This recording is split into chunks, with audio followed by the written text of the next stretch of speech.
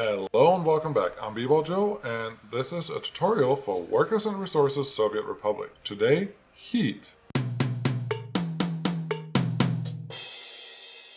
Heat is one of the newer things in the game. You won't have this until you have seasons enabled for your map. And you find heat in infrastructure and under heat. And there's just a few buildings. There's a heating pipe small, heating pipe big, delete, and then a small heating plant, a small heat exchanger, regular heat exchanger, a heating pumping station, and a small pumping station. Each building has just the normal outputs. The new outputs look like this. They're bidirectional, if it makes sense. In this case, let's build the big one and the small one. As you can maybe tell, the small heating pipes only have 2 of those symbols, and the large ones have 3, and there's a definite size difference. You cannot place a small heating pipe on a large heating pipe on a small connection, and you can place a small heating pipe on a big connection. Makes sense. Couple things that you should know. There are these numbers. There's 1,050 cubic meters. That is the full capacity of how much water can be stored in this tank at this temperature. That matters. The big one has 1050, the small one has 210. The max temperature is 90, that's always the same, and these tell you something about gigajoule. I learned that you can ignore the gigajoule because it's confusing. Just worry about what the tank actually shows you. If you look at the rest of the items, the heating pipe small has a flow of 100 cubic meters per hour, and the large heating pipe has 300 cubic meters per hour. Again, those numbers all mean something. You have a small heat exchanger and a big heat exchanger. Let's show you what these look like. The small one just has a small pipe. The big one has a big pipe. What do these actually do? They are the thing that give you heat to the buildings that you want to connect, and you can see that with this red line. They are relatively, they have a relatively high reach, a little higher than the electric system, but not infinite. So wherever you place this, make sure you're in range. As a bonus, like the power plant, the heating plants also supply heat to surrounding buildings. That sometimes matter. However, the heating plants have pollution, which is bad for your citizens, so don't overdo that. So heat exchangers are placed. Great. Let's look at the numbers again. The large heat exchanger has a heat water tank of 300 cubic meter. You remember where we saw that earlier? At the large heating pipe.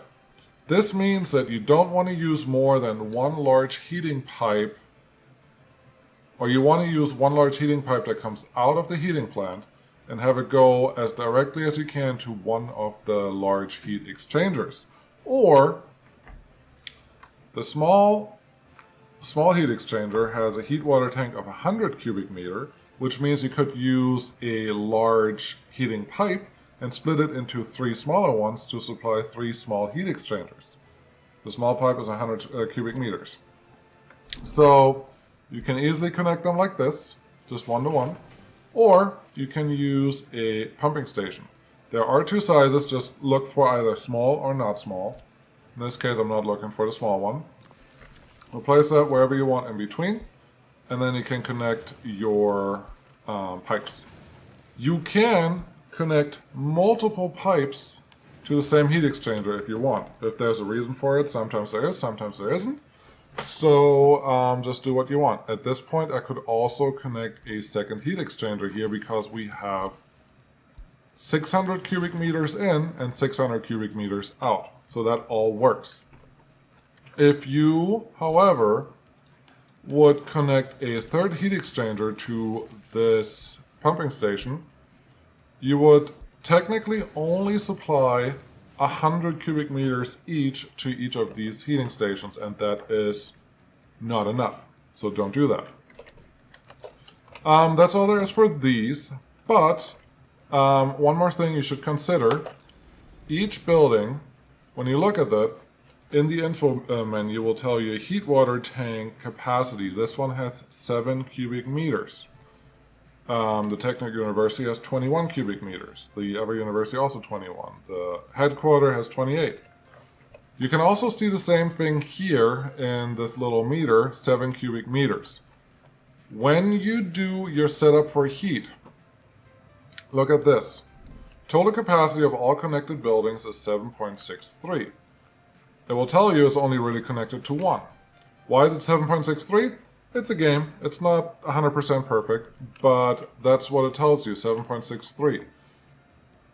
Once you reach the max number here, you should consider adding more heat exchangers and more piping to actually supply heat to all of your buildings. The goal is for you to keep this meter as close to 90 as you can, and this temperature as high as you can. If your temperature drops low, your people get sick in the winter if it's cold, and once your people get sick, they may die, and then you have a problem. So remember, when you get close to this number, you're running out of capacity. The maximum drain, I found, is not as important, but probably someone will disagree. So make sure you can cover your whole city. As far as I know, if you use multiple heat exchangers to deliver heat to your buildings, buildings will get as much heat as is available for the group. So if there's 4 heat exchangers available for one building, it will take heat from all 4 of those heat exchangers to supply the heat to the citizens. And that's really it. Almost. Avoid long pipes because you have a loss of your temperature of this gauge the longer your pipe is. I don't know the exact math for what the loss is, but you lose temperature. You lose more temperature the longer your pipe is. And that makes sense because it's cold outside, you run hot water through a pipe, and eventually it gets cold. So keep the length of your pipe short to get from the heating station to your heat exchangers.